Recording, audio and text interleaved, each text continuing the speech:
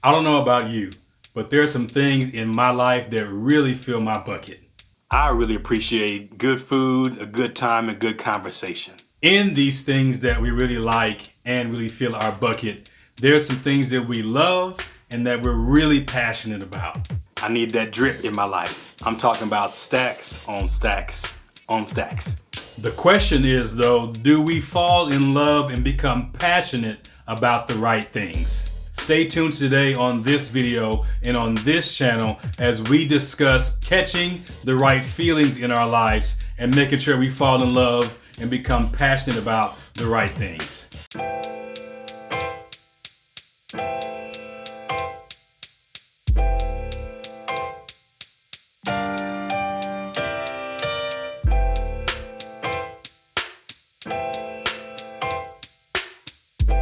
What is going on, YouTube, and welcome back to Faith Like That, a Christian ministry that is dedicated to helping you live a clean life for Christ and to live that life abundantly. We want you not just to have faith, but to have applied faith working in your life, the kind of faith that can move mountains. If you have not done so already, please subscribe to our channel, hit that bell icon so you know when our videos are coming out. We would love to connect with you on our channel here, especially down in the comments and in our other social media platforms like Insta, Twitter, and Facebook, and those great places. We would love to see you there also. Lay not up for yourselves treasures upon earth, where moth and rust doth corrupt, and where thieves break through and steal. But lay up for yourselves treasures in heaven, where neither moth nor rust doth corrupt, and where thieves do not break through nor steal. For where your treasure is, there will your heart also be. So reads the word of God. So I just read for you Matthew chapter 6, verses 19 through 21. And I'm about to read you those same verses from the Message version so you can get a more modern context of the same scriptures.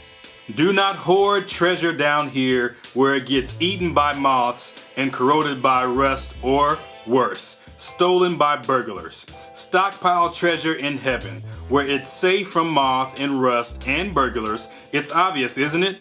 The place where your treasure is the place you will most want to be and end up being. So reads the word of God. It is my belief that there are two factors that influence in our lives what we will really end up liking or having a preference for or end up being passionate about. And those two factors are, number one, our exposure and experience with some of these things in our lives, and especially in our childhood. Number two, the influence from those that are around us and we're close to, or even our culture and our community will also influence some of our preferences, our likes, and the things we become passionate about. Either factor, at some point in your life, at some age, you'll begin to have a greater awareness of the things that are going on around you and begin to kind of choose a path or a preference or a like or dislike or interests and hobbies and the things we become passionate about and that we love. And at that point in your life, those things will be the vehicle or the things that kind of govern and drive your overall sense of happiness with yourself and with your life. It's not that it's a bad thing to value things or feel some things are important or be passionate about causes or interests or hobbies. I think that's fine. But the problem is that when they govern our overall sense of happiness and contentment, which is hard to get from things, that we always find ourselves in a position at some point in our life where we reach some of these things that we've been fighting for, we've been striving for, we've been chasing after, or we believe should make us happy. But once we get there, we get disappointed because that overall sense of happiness and achievement, it was great in the moment, but then it's gone.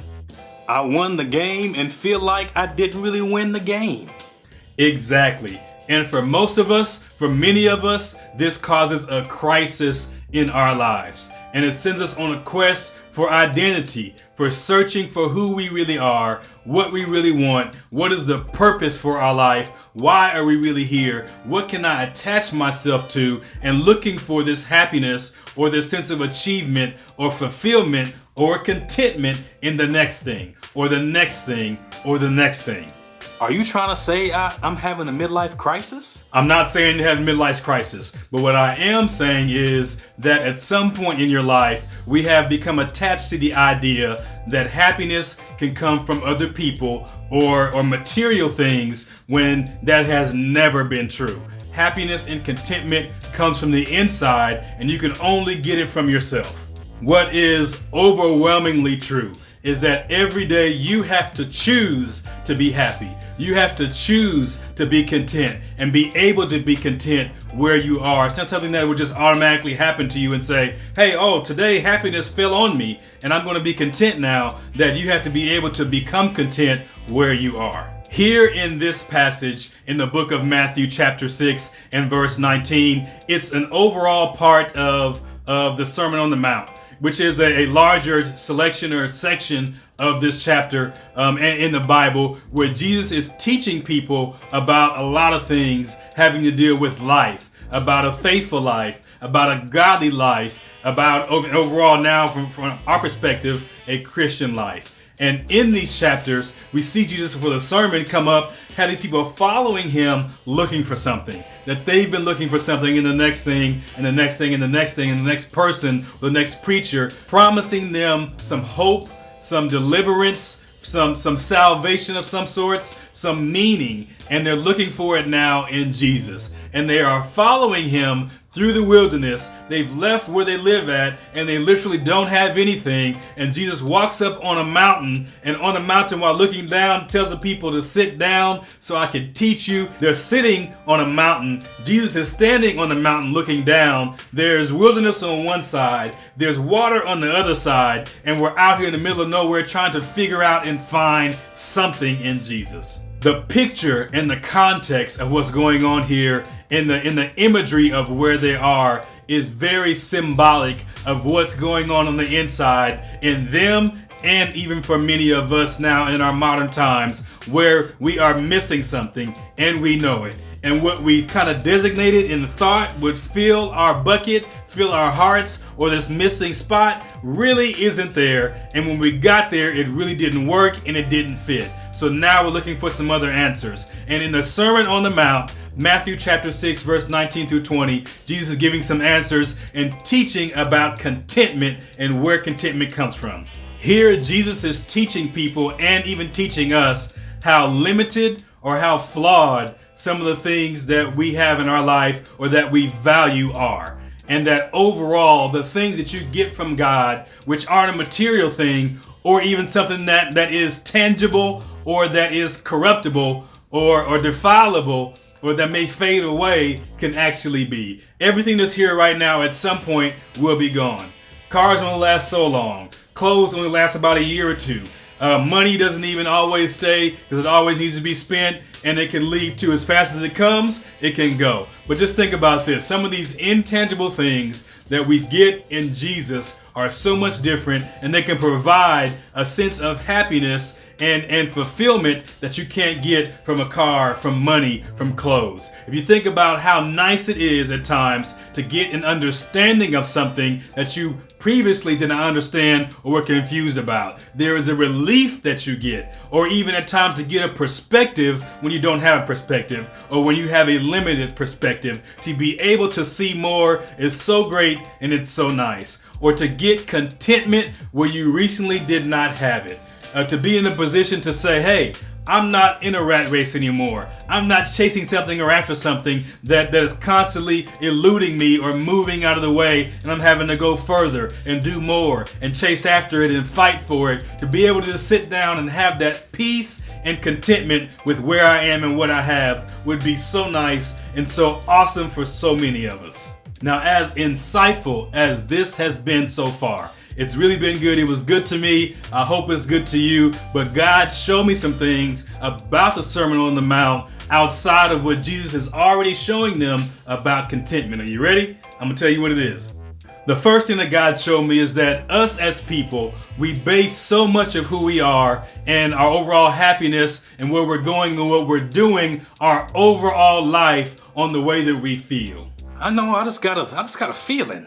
For some reason, we have decided or determined that our feelings really mean something, and they matter, and they do. at times. But other times, it's not always about how you feel, because the feeling you get could come from a place that's not grounded in truth and solid understanding. Or even to feel like you want something, feel a false positive of happiness, or to feel one way, but then even now feel differently because now you have a greater understanding. So the way we feel is not always the most reliable way to conduct ourselves about our lives, about our direction, about our purpose, about our work, even about who we attach ourselves to and how we find happiness and contentment. That feeling could give you false positives and let you down. And you have to keep in mind that there's so many outside impacts and forces that could have an impact on the way you feel. But just because you feel a certain way doesn't mean you have to act a certain way. I could feel bad today, but still do the work of my job and project happiness and contentment. I could feel like I don't really want to do anything or get out of the bed, but still get out of the bed and do a lot the same day. So just because I feel one way doesn't mean I have to do things a certain way. But many of us, because we feel this way, we automatically think that aligns with a certain action or choice or direction. So then we also do the things that aligns with that feeling, which it doesn't mean that feeling is valid enough to say that I should do those things or I should let it control me in that way. And again, I'll say this, that you have to choose to be happy. You have to choose to be content. You should not be giving anything enough control or power over you to cause a shift in the way you feel and the things that you do. That if you're giving that power to something else other than yourself, you're giving away so much of your life, and the way that you're going to feel and the impact it can have on you and your future could be devastating. But when you give that treasure, that space to God, who is trustworthy, who is not a man that he should lie, who is all powerful, who is all knowing, who is giving, who is a miracle worker, a way maker, who can open doors for you, who can hit the atmosphere and the environment and shift everything, that is a greater place to put your feeling in. But there where God relies isn't just feeling, there's also truth there. And that is the second thing that God showed me, that where God is, there is good feelings and positive feelings that will flow from him. There is truth there also with God and Jesus Christ that we need to experience and know and have an understanding of. But there is something else there. There's something more in God. There's something intangible. There's something spiritual and at a higher, holier level that we need to be able to experience and take part of, but we've never seen that because of our relationship with him in our fallen state. But there's something in God for you that is so much better than it is down here, that we should treasure that thing that we can't even put our finger on, that we can't explain, that we can't fathom, that we can't understand, but we just know that it's good. And that is what we should value. That's what we should be passionate about. That is what we should treasure. And that should bring us closer to God and treasuring things that will put us in a place and on a path and a direction that is closer to God and being where he is. So before I get too excited and talk a whole lot longer, I want to kind of start to bring it down. Now, if you do want to know more about this, I can talk more about it later. Hit me in the comments. Find us on Instagram, DM us there. We can start a comment there or a conversation there. But I want to start to close with you and give you some action steps for the week. I really only have one action step, and that is you need to do a quick inventory of your life and find out, have you caught feelings in your life about the wrong things? The earthly things, the material things, the tangible things, and people that are going to let you down at some point or fade away at some point that won't be here always. And can you now shift your mindset, shift your thought process and understanding to be in a place where you're now valuing things of God, the spiritual things, the higher holy things, the things that will be here always in the Word of God, understanding from God, in the Spirit of God, in the presence of God, and that's where you want to be. And then start to shift yourself to be in a position to let some things go that you now realize that you have a greater understanding of that will not get you to where you want to be. It won't get you happiness, it won't get you contentment, and it won't get you closer to God.